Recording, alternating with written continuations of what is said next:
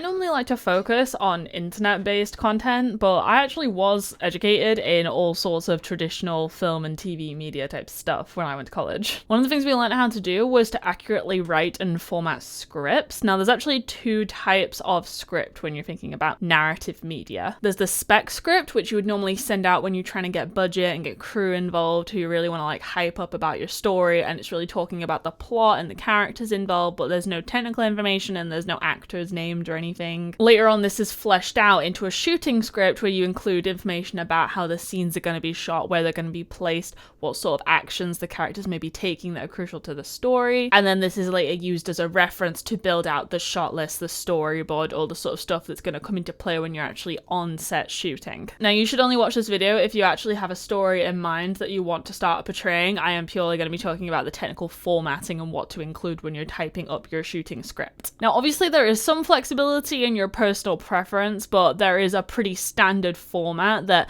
I am so sick of people not sticking to. I have been sent so many scripts where it's just a wall of text, a vague paragraph, there is no context to the situation, and they're really trying to direct through a script when there is not an actor to be directing in that moment. Now, when it comes to layout, it's best to type only on one side and in 12-point courier. Double spacing between the lines allows people to read the script easier, and then it's also pretty standard to leave massive borders and margins around the text content of the script. Now, you may be familiar with the term slugline. I actually refer to sluglines more in the website context, where it's like the entire URL of the website is the slugline. But in terms of scripts, it's more to do with setting the scene. You would have a slugline before you start writing the content of a scene. An example of a slugline would be int.Frankenstein's laboratory-night. Now, the slugline, also known as a scene heading, will consist of either interior, which is inside a room, or exterior, which is outside a room. You may be confused when it comes to cars, but cars are referred to as interior because you are inside the boundaries of a place with doors and walls and ceiling. If you have a slugline that says int/ext, then that normally is referring to a scene in which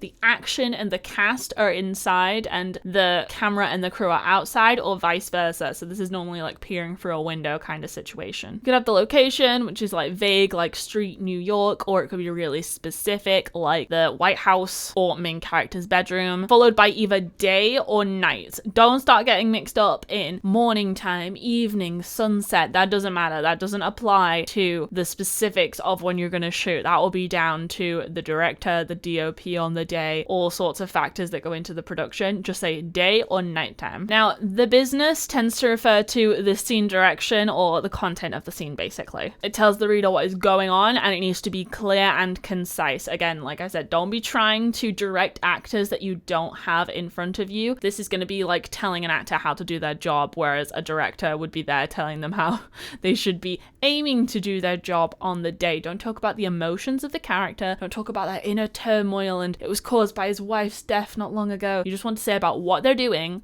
what the audience can see. So maybe if you want to perceive that the audience is feeling the distress of the main character, don't be writing in your shooting script, Dave is so traumatized because he lost his puppy a week ago. You instead would be like, Dave puts his hand through his hair, he's drinking from a glass of whiskey and then smashes it down. Stuff that is clear and actually will cause a discernible action on camera that will lead to a later plot point. And you always want to write in the present tense, because as you're going through the script, this is happening in real time. Even if it's a flashback scene, the flashback scene is happening in that present moment to the people in the scene. Dialogue formatting is the one that I think everyone really wants to know about, and this is the one that has been really standardized over the course of just film history. If you want to hand someone a shooting script and for them to actually understand what they're reading, this is what you should aspire to do. The slugline, the name of the scene, will be in uppercase. The direction of the scene isn't always given, referring to the dialogue in the scene. Dialogue will appear in a central column in the middle of the page, indented away from the business. Just real quick, something I forgot to mention and realized while I was editing the video. A page should equate to 1 minute of dialogue. So if your entire page is dialogue, then you should assume that that is 1 minute of on-screen time. Direction is almost never given unless it refers to a specific plot point and what must happen to drive the scene forward. And you really want to avoid exposition. You don't want your characters to explain the context of what's going on. You want it to be interpreted through their actions. So you don't want to be getting your characters on long-winded monologues. You know, the cliche supervillain telling his life story. We just want to be able how to infer that from the context of what he's doing. It said that good dialogue is dialogue that illuminates what the character is not saying. Characters' names, the first time a character appears, it should all be capitalized in uppercase letters, the whole name, and then every time after that it should be lowercase so as not to distract from the dialogue. Sounds, you can write in important sounds, stuff that the characters have to react to in order to drive the plot forward again, but you don't need to write any sounds in. Camera directions strictly will only be involved in a shooting script. Do not write camera directions in a spec script, because that is literally you just trying to do the job of other people. If you want to do it, then great, but if you don't have a one-person crew, then you don't want to be trying to take jobs away from the people who actually get them, because you'll be paying them anyway. Or at least you should be paying your crew.